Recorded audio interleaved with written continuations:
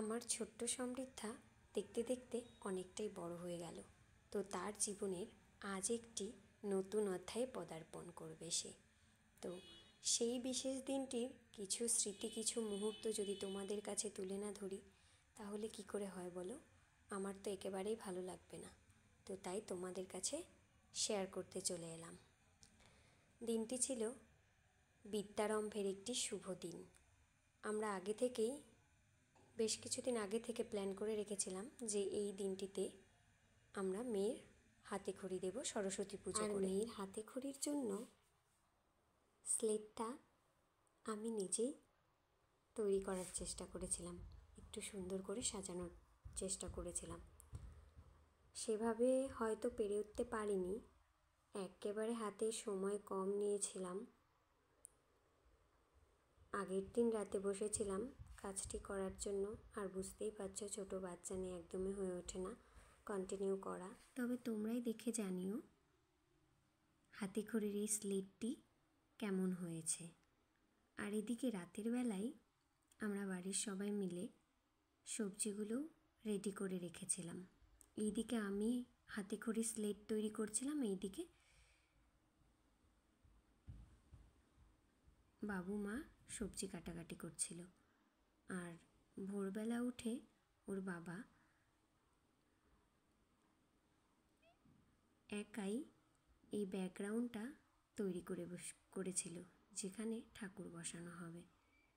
আমি কিন্তু অনেকটা পরে উঠে সেটা দেখলাম। আর এরপর আমি স্নান সেরে নিয়ে একটু ফ্রেশ হয়ে রেডি হয়ে নিয়েছি। এবার যাব আমি ঠাকুর ঘরে। আর এদিকে গাছে কয়েকটা ফুল ছিল, সেগুলোও তুলে নিচ্ছি। এবার আমি পুজোটা দিয়ে নেব। আর এদিকে মাম্মামা উঠে গেছে। আর ওর আজ সকালের মুডটা এতটাই ভালো ছিল যে ও সকালবেলা উঠে একদমই কোনো রকম বায়না করছিল না। ভালোভাবে দাঁত ব্রাশ করে তারপর মুখ ধুয়ে ফ্রেশ হয়ে নিজের মতো করে দেখো ঠাকুরের নাম করছিল। এরপর আমি ওকে খাওয়া দাওয়া কমপ্লিট করিয়ে দিয়ে চলে যাব উপরে পুজো দিতে। আর এইদিকে মা সব কিছু আয়োজন করছিল এখানে নিচে সরস্বতী পুজোর। আর এদিকে আমি উপরে গোপালকে সেবা দিয়ে সব ঠাকুরকে সেবা দিয়ে তারপর নিচে চলে আসব। তো দেখো আমি আমার গোপুসোনাকে এভাবে স্নান করাই। তোমাদের কাদের কাদের বাড়িতে গোপুসোনা আছে অবশ্যই কমেন্টে জানিও। আর এদিকে আমার পুজো কমপ্লিট হয়ে গেছে, আমি নিচে চলে আসলাম। এদিকে দেখছি যে মা সব কিছু গুছিয়ে নিয়েছে, আর এদিকে ফলগুলো কাটাকাটি করছিল। আর এদিকে আমি উপরে পুজো দেওয়ার সময় দেখছিলাম ঠাকুর মানে আমাদের যে পুরোহিত দাদু আছে ওই দিদা এসে ভোগ রান্না করছিল।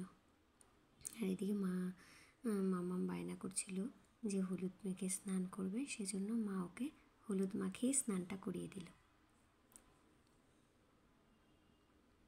স্নান হয়ে যাওয়ার পর এদিকে আমি এসে একটু মালাটা গেঁথে নিলাম। সাদা ফুল ছিল আজকে অনেক, তো বাবু সকালবেলা পুজোর জন্য আজকে অনেক ফুল এনেছিল। তো সেই জন্য ভাবলাম যে একটা খুব সুন্দর করে ঠাকুরের জন্য মালা গেঁথে নিই। আর দেখো মালাটা এতটাই বড় হয়ে গেছিলো যে মানে ঠাকুরের সাইজ অনুযায়ী মালাটা অনেকটাই বড় হয়ে গেছিলো, যার জন্য পড়ে যাচ্ছিল। তো এরপর একটু পেছন দিকে টেনে ছোট করে পরিয়ে দেওয়া হলো ঠাকুরকে মালাটা। আর এদিকে মামা মালতা পড়ছে, একটু সাজুগুজু করে রেডি হচ্ছে। ওকে ওর পিম রেডি করিয়ে দিচ্ছে। আর এদিকে আমরাও নিজেরা রেডি হয়ে চলে এলাম ঠাকুরের এখানে। এবার পুরোহিত দাদুও চলে এসেছে, পুজো শুরু হয়েও গেছে। তো এই যে আমাদের আজকে যাওয়ার জন্য এই বিশেষ আয়োজন, সে চলে এসেছে রেডি হয়ে। তো মামামের এই ড্রেসটা আমি মিশো থেকে অর্ডার করে নিয়েছিলাম, একটা হ্যান্ড প্রিন্টেড ফ্রক আর কি। তো কেমন হয়েছে ফ্রকটা সত্যি আমার কাছে ভীষণ সুন্দর হয়েছে, আর মামাকে পরেও ভীষণ সুন্দর লাগছিল। তো তোমরা কিন্তু জানিও যে ওর ফ্রকটা কেমন হয়েছে। তো এই হাতে খড়ির উদ্দেশ্য নিয়ে এই ড্রেসটা আনা। আর এইদিকে আমরা সবাই বসে আছি, আরও আজকে ভীষণভাবে খুশি আর লাফালাফি করছিল, খুব দুষ্টুমি করছিল। এক জায়গায় চুপ করে বসে মানে বসাতে ওকে কেউ পারেনি আর কি।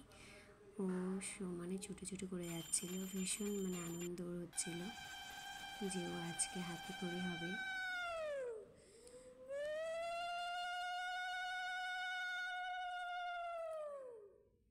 ধরো ধরো ধরো ধরো।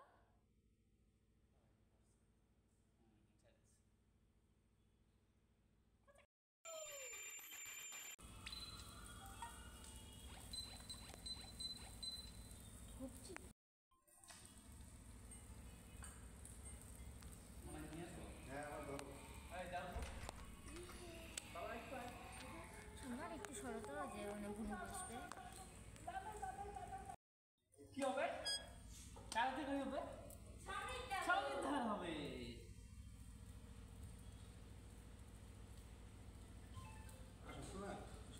যাও, মা কই? মাকে ডাক দাও।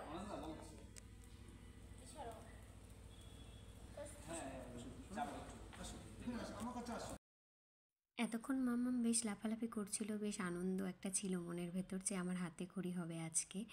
ও না জানি কি মনে করছিল হাতে খড়িটাকে।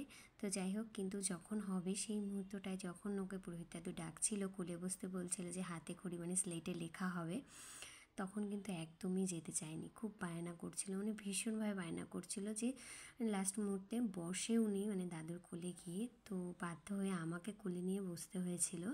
তো আমার কোলে বসে ও মানে দাদুর কোলে আর কি স্লেটটা রেখে লিখেছিল। তো ভীষণ ভয় পেয়ে গিয়েছিলো যে না জানি কী হবে এখন, সেজন্য আর কোলে যেতে চাইছিল না। আর ও ছোটো থেকে ভীষণভাবে একটু মানে ছোটো থেকে মানে বায়না ছিল ওর যে কারো কোলেও যেত না কখনো, বাড়ির লোক ছাড়া আদার্সও কারো কোলে যেতে চায় না, এখনও পর্যন্ত সেই অভ্যেসটা ওর রয়ে গেছে। তো সেই জন্য হয়তো মানে পুরোহিত দাদুর কোলে ও কিছুতেই বসতে চাইছিল না।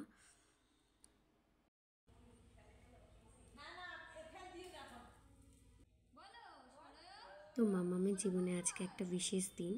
এই শুভ দিনে তোমরা সকলে ওকে অবশ্যই আশীর্বাদ করো, ও যেন ভালো মানুষ হয়।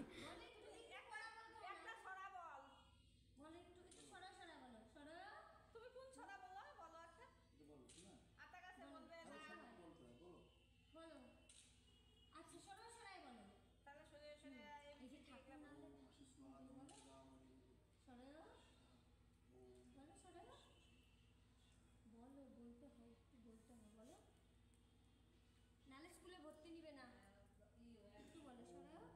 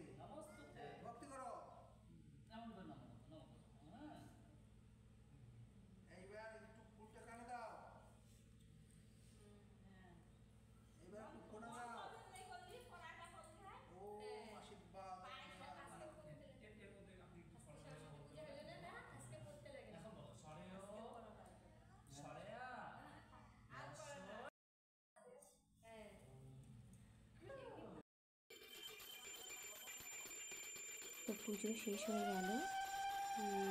তো তোমাদেরকে একটু দেখিয়ে দিই মাম্মাম স্লেটে কী লিখলো। আর এই তো আমাদের প্রসাদ। আর আমার আজকের ভিডিওটি কেমন লাগলো অবশ্যই তোমরা কমেন্টে জানিও।